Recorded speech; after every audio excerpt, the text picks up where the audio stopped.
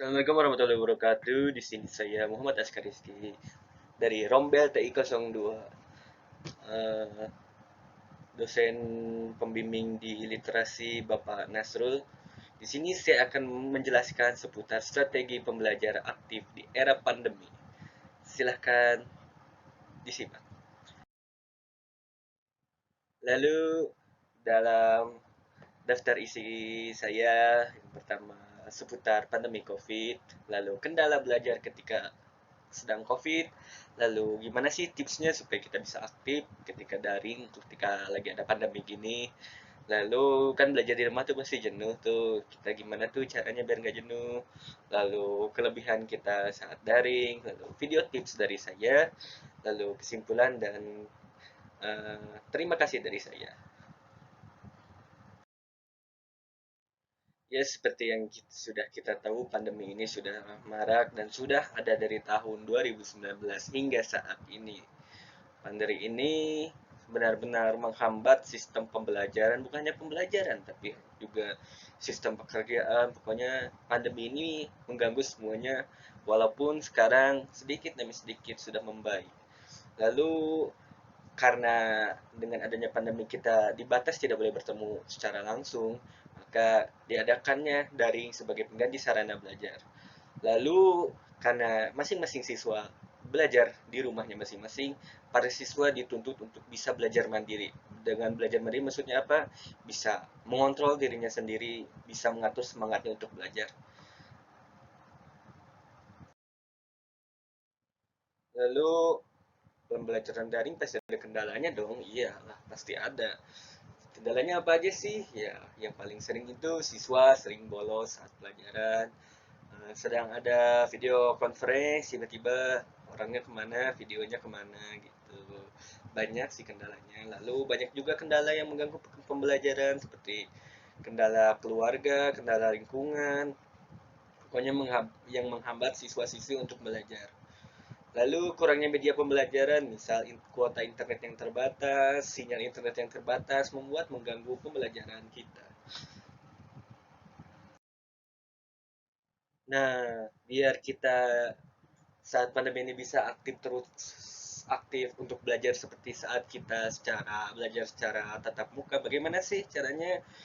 Yang pertama, kita manajemen waktu aja yang baik. Manajemen waktu yang baik itu maksudnya seperti apa? Kita atur waktu kita untuk belajar, atur waktu kita untuk santai. Belajar jangan berlebihan, santainya juga jangan berlebihan dong. Lalu atur suasana belajar yang baik supaya kenapa? Supaya kita juga bisa belajar menyimak dengan baik. Suasana yang baik akan membuat produktivitas kita menjadi naik. Kita lalu yang ketiga, kita juga harus bisa menjaga kesehatan kita. Iya dong, lagi pandemi gini harus jaga kesehatan juga. Kalau sakit kan susah belajarnya. Nah, kan kita di rumah terus, belajar terus di rumah. Pasti jenuh dong. Gimana sih caranya biar kita nggak jenuh?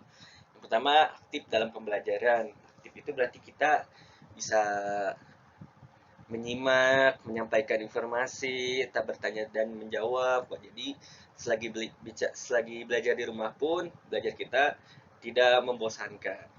Lalu belajar sesuatu yang kamu suka selagi daring. Mungkin ini juga sesuatu yang sering saya lakukan. Jangan terpaku hanya mata pelajaran yang kita pelajari saja. Coba untuk mempelajari sesuatu yang lain yang ingin kamu kuasai. Misal kamu suka membuat apa, gunakan waktu selagi masih kamu bisa belajar di rumah. Gunakan waktu dengan baik sehingga waktumu pun akan terpakai dengan produktif sehingga tidak akan jenuh lagi. Lalu dibawa rileks saja, ya dong. Kalau kita dibawa stres terus, ya ujung-ujungnya belajar kita pasti akan jenuh. Jadi belajarnya kita bawa santai aja. Dengan itu nilai kita pun saat belajar kita daring pun bisa kita dapatkan dengan bagus. Tapi dengan pandemi ini, menurut saya pembelajaran daring tuh ada nilai plusnya loh. Apa nilai plusnya? Yaitu kita bisa mengeksplorasi pembelajaran sesuai dengan keinginan kita. Jadi kita tidak hanya berpatok pada pelajaran yang kita pelajari di sekolah saja, kita juga bisa mempelajari sesuatu yang ingin kita pelajari tapi tidak bisa kita pelajari di sekolah. Jadinya eksplorasi aja dirimu, apalagi sekarang media belajar juga udah banyak gitu. Ada dari YouTube, dari Google, sehingga kamu bisa belajar dengan mudah. Lalu kita bisa mencari sumber ilmu kita sendiri, ya. Karena sumber ilmu kita bisa bukan guru aja. Kalau di sekolah kan paling hanya guru seputar buku. Kalau di rumah kita bisa mendapatkan informasi dari mana aja, bisa dari YouTube, bisa dari Google. Nah, banyak informasi bisa kita gunakan untuk belajar. Oh my god, seharian aku cuma nonton TV, main HP, sama tidur. Harusnya aku belajar hari ini, tapi kok rasanya males banget ya. Kamu ngerasain hal yang sama juga nggak sih? Selama pandemi, kalau di rumah aja tuh bawaannya pengen rebahan terus. Kalau nggak, ya main game sama nonton drakor. Kapan produktifnya kalau kayak gini? Tapi jangan khawatir, karena Hutata punya solusinya.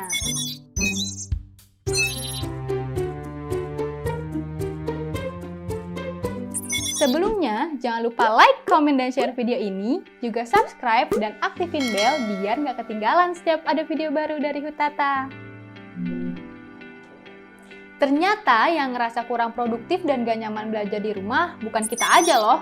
Menurut survei dari UNICEF yang dilakuin tahun 2020, 66% pelajar juga mengaku gak nyaman untuk belajar di rumah. Salah satu alasan utama mereka adalah karena kurangnya bimbingan dari guru. Gak cuma untuk pelajar, masyarakat awam juga merasa kehilangan produktivitasnya karena kurangnya interaksi sosial secara langsung selama pandemi ini. Hal ini juga bisa terjadi karena masyarakat lebih banyak menghabiskan waktunya untuk bersantai, males-malesan, dan ngelakuin kegiatan yang gak bermanfaat. Selain itu, menurunnya produktivitas juga berpengaruh terhadap para pekerja yang harus WFH atau work from home. Menurut Barbara Larsen, seorang profesor dari Northeastern University, ada beberapa hal yang menyebabkan menurunnya produktivitas selama WFH. Pertama, kurangnya pengawasan terhadap pekerja, sehingga menyebabkan hilangnya motivasi. Kedua, banyaknya distraksi yang membuat pekerja kehilangan fokus. Ketiga, sering terjadi miskomunikasi. Dan yang terakhir, adanya masalah keamanan data. Nah, supaya bisa tetap produktif di rumah selama pandemi, ada 5 cara yang bisa kita lakuin.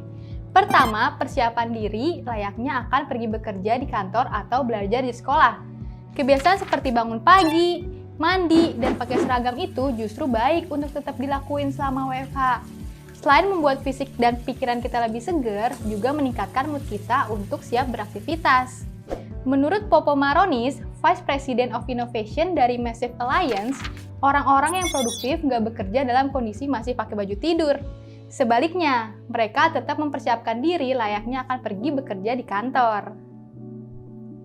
Kedua, atur waktu dan situasi di dalam rumah selayaknya di kantor atau di sekolah. Contohnya, kalau biasanya masuk kerja jam 9 pagi, mulailah bekerja di rumah dari jam 9 pagi. Lalu jam 12 break makan siang, dan selesai bekerja di waktu pulang kerja seperti biasa. Untuk yang masih sekolah, kamu juga bisa istirahat di jam yang sama seperti saat kamu pergi ke sekolah. Kerjain tugas jangan sampai melewati deadline pengumpulan ya. Yang ketiga, hindari sudut yang berdekatan dengan kasur atau bekerja di atas kasur. Sebaiknya kamu punya ruang kerja atau ruang belajar sendiri yang jauh dari kasur. Ruang kerja bisa berupa area khusus di rumah yang lokasinya jauh dari tempat tidur. Kalau nggak ada area khusus, kamu bisa belajar di kamar. Tapi lebih baik kamu pakai meja belajar atau kursi belajar daripada langsung di atas kasur. Cobalah untuk ciptain lingkungan atau zona yang membantu kamu untuk tetap fokus. Area yang nyaman, tenang, dan bersih juga bisa mempengaruhi produktivitas. Keempat, tetap menjaga semangat bekerja dan belajar. Walaupun kita nggak tahu sampai kapan pandemi ini akan berlangsung, kita tetap harus optimis dan semangat. Cobalah untuk ngelakuin self-talk positif. Self-talk yang positif bisa mempengaruhi pikiran, perasaan, dan perilaku kita. Dengan pola pikir yang positif, kita bisa menjaga semangat untuk tetap fokus ketimbang mikirin hal yang negatif aja. Mikirin hal negatif secara berlebihan malah akan bikin kita stres dan depresi. Dan akhirnya malah jadi nggak produktif deh. Terakhir adalah olahraga. Penelitian dari University of Otago menunjukkan hasil bahwa olahraga teratur bisa membantu menjaga produktivitas tetap meningkat dan membuat tubuh tetap bugar sepanjang hari. Sebuah penelitian juga mengatakan bahwa orang yang berolahraga minimal 20 menit sehari punya tingkat produktivitas yang lebih baik. Mereka juga mampu memecahkan masalah dan punya strategi eksekusi yang lebih baik juga dibandingkan orang yang gak berolahraga sama sekali. Banyak kok olahraga yang bisa kamu lakuin di rumah. Kamu bisa coba yoga, skipping, zumba, dan masih banyak lagi. Buat kamu yang punya waktu luang lebih di sela-sela sekolah, kuliah, ataupun kerja, kamu bisa ngelakuin kegiatan produktif lainnya. Contohnya adalah membaca buku, mengasah minat dan bakat, dan juga ikut seminar online atau webinar. Selama pandemi ini, berbagai komunitas dan perusahaan berupaya untuk menghadirkan webinar dengan berbagai topik, mulai dari finansial, pengembangan diri, kesehatan, dan lain-lainnya. Dengan mengikuti webinar, kamu bisa memperluas wawasan pada bidang profesional, terhubung dengan banyak orang, dan berkesempatan untuk berdiskusi dengan narasumber yang kompeten di bidangnya. Nah, itu dia beberapa cara yang bisa dilakuin supaya kita bisa tetap produktif di masa pandemi ini.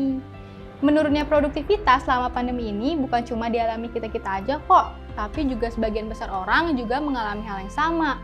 Maka dari itu, kita harus bisa ngelawan rasa malas kita supaya bisa tetap produktif. Jangan jadiin krisis kesehatan yang lagi kita hadapin sekarang sebagai alasan untuk nggak produktif dalam bekerja dan belajar. Terima kasih udah mengikuti video ini.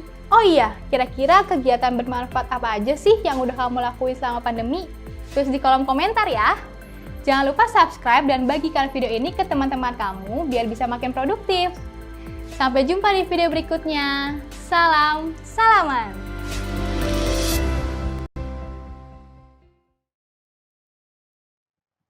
Intinya, belajar daring itu, belajar saat pandemi itu, gimana caranya? Kita aktif saat belajar itu sebenarnya nggak susah loh. Itu tergantung diri kita sendiri, mau belajar atau enggak. Kalau kita mau belajar, pasti mudah. Kalau kita memang malas-malasan ya, segalanya pasti akan susah. Karena itu, kalau kamu mau aktif saat pandemi, ya fokuskan saja, niatkan dirimu untuk belajar, jangan terlalu dibawa stres, maka pandemi ini akan bisa kita lewati dengan mudah. Sekian dari saya. Mohon maaf jika ada kesalahan kata. Eh, jadi semoga kita bisa melewati pandemi ini dengan mudah, bisa melewati pandemi ini dengan keadaan yang semangat, tetap aktif. Nah, sekian dari saya, Muhammad Askar Rizky dari Rombel TI 02. Wassalamualaikum warahmatullahi wabarakatuh.